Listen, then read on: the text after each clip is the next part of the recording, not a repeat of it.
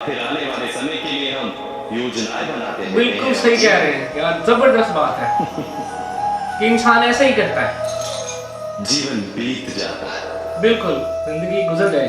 अस्सलाम वालेकुम दोस्तों, कैसे हैं आप सब? उम्मीद करता हूँ कि आप सब ठीक ठाक होंगे, खुश होंगे और अपनी लाइफ एंजॉय कर रहे होंगे। आज जिस वीडियो पे मैं रिएक्शन करने वाला हूँ उसके बारे में मैं बस इतना ही बताऊंगा कि this video is specially edited for me. तो चलिए चल के अपनी वीडियो स्टार्ट करते हैं और उसके बाद में फिर हम इस पर बात करेंगे। तो बिना किसी ताखीर के चलिए अपनी वीडियो को शुरू करते हैं।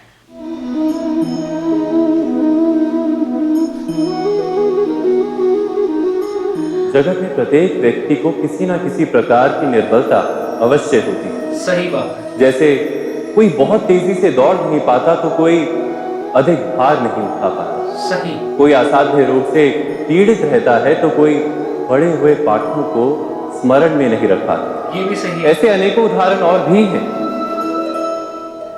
क्या आप किसी ऐसे व्यक्ति को जानते हैं जिसे सब कुछ प्राप्त हो नहीं।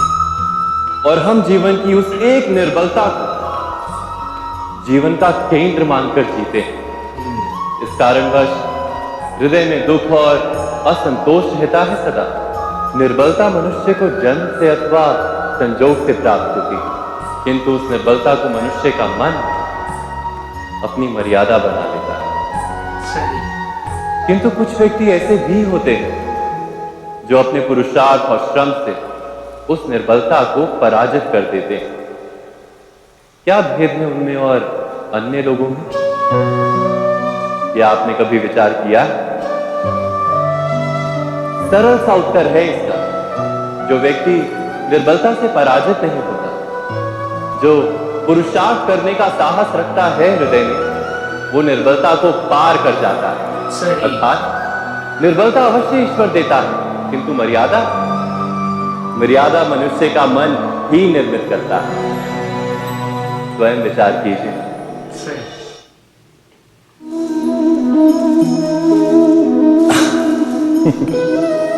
मनुष्य के सारे संबंधों का आधार है अपेक्षा।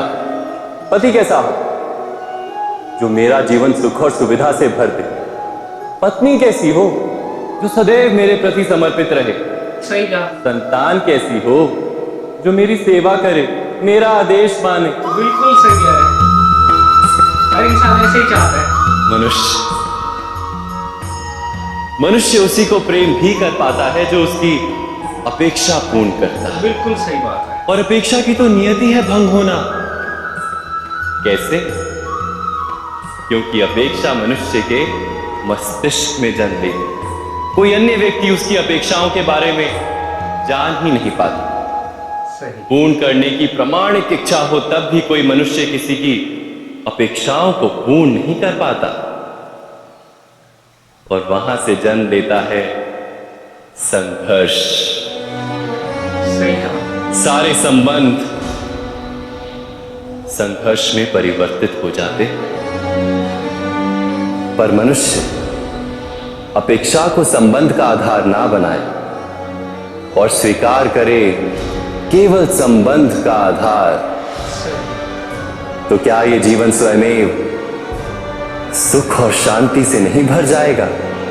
सही कहा। स्वयं विचार कीजिएगा। मनुष्य के हृदय में भय का साम्राज्य रहता है सदा। कभी संपत्ति के नाश का भय, कभी अपमान का भय, कभी अपनों से छूट जाने का भय। इसीलिए भय का होना सबको स्वाभाविक ही लगता है। सही। क्या कभी विचार किया है, जो स्थिति अथवा वस्तु भय को जन्म देती है, क्या वहीं से वास्तव में दुख आता है? नहीं, ऐसा तो कोई नियम नहीं। और सबका अनुभव तो ये बताता है कि भय धारण करने से भविष्य के दुख का निवारण नहीं होता। भय केवल आने वाले दुख की कल्पना मात्र ही है, वास्तविकता से इसका कोई संबंध नहीं है। सही। तो क्या ये जानते हुए भी कि भय कुछ और नहीं, केवल कल्पना मात्र ही है, इससे मुक्त होकर निर्भय बन पाना क्या बहुत कठिन है? अवश्य विचार कीजिएगा।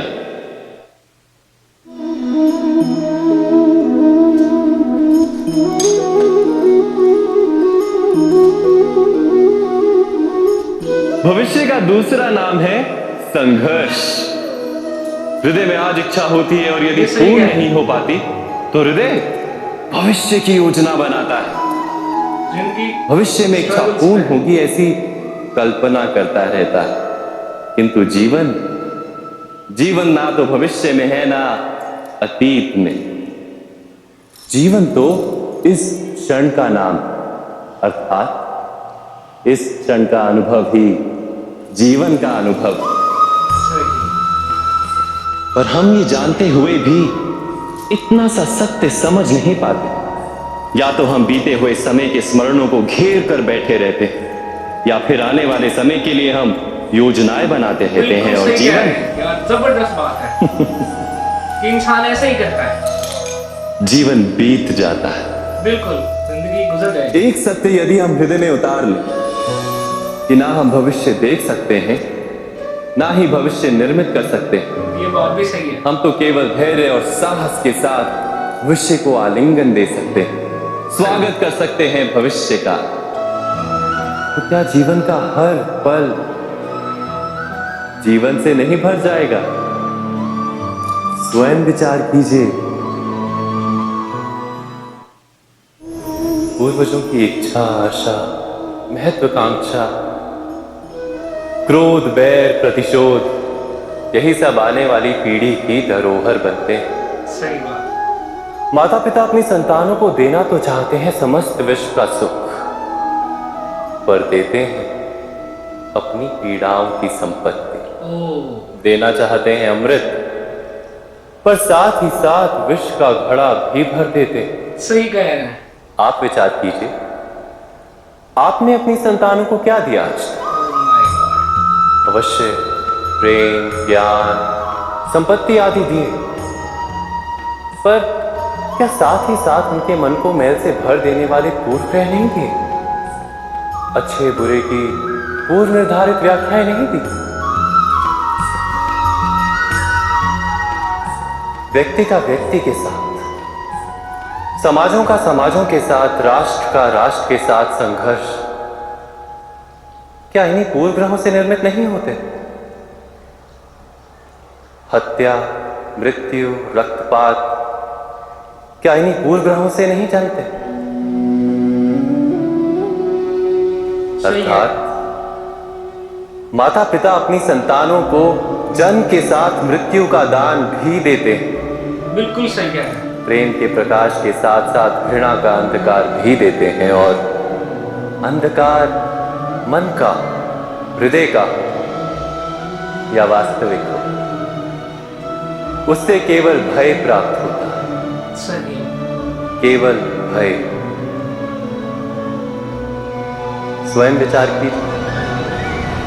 हाँ जी, तो ये थी हमारी आज की वीडियो। यार बहुत ही खूबसूरत बातें ना, मतलब उसके अंदर सुनने को मिली। जैसे एक तो ये कि ज़िंदगी के अंदर एक ही इंसान को सब कुछ जो है ना वो नहीं मिलता, तो इन चीज़ों को लेके हमें जो है ना वो परेशान नहीं होना चाहिए कि मेरे पास मतलब ये चीज़ तो है और ये चीज़ क्यों नहीं। हम स्ट्रगल कर सकते हैं। ज़िंदगी, ये भी उन्होंने बताया कि एक स्ट्रगल का नाम है, और इसी तरह है कि इंसान सारी अपनी ज़िंदगी ना तगो-दो करता है, इस चीज़ के लिए उस चीज़ के लिए। तो कुछ चीज़ें जो है वो हासिल कर सकता है और कुछ चीज़ें उसकी पहुंच से दूर रह जाती हैं। तो इन चीज़ों को भी लेके इंसान को परेशान नहीं होना चाहिए।